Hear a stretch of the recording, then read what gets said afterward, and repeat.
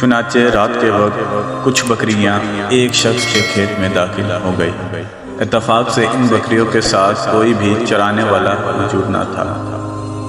جوان بکریوں کو کھیت میں داخل ہونے سے روک دیتا، وہ بکریاں اس کھیت میں چرنے لگیں اور کھیت کا اچھا خاصا حصہ کھا گئی۔ جب کھیت والے کو اس کی خبر ہوئی تو وہ مقدمہ لے کر اللہ کے رسول حضرت محمد صلی اللہ علیہ وسلم کی خدمت میں حاضر ہوا اور انصاف کی فریاد کی۔ چنانچہ حضرت داؤد علیہ السلام نے تجویز دی کہ بکریاں کھیت والے شخص کو دے دی جائیں، کیونکہ ان بکریوں کی قیمت کھیتی کے نقصان کے برابر ہے۔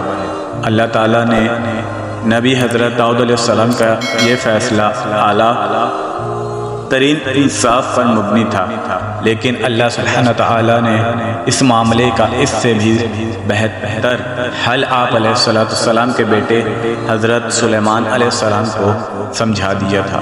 اس وقت حضرت سلیمان علیہ السلام کی عمر مبارک 11 سال تھی۔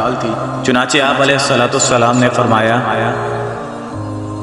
دونوں فراقین کے لیے اس سے زیادہ آسانی کی صورت بھی ہو سکتی ہے۔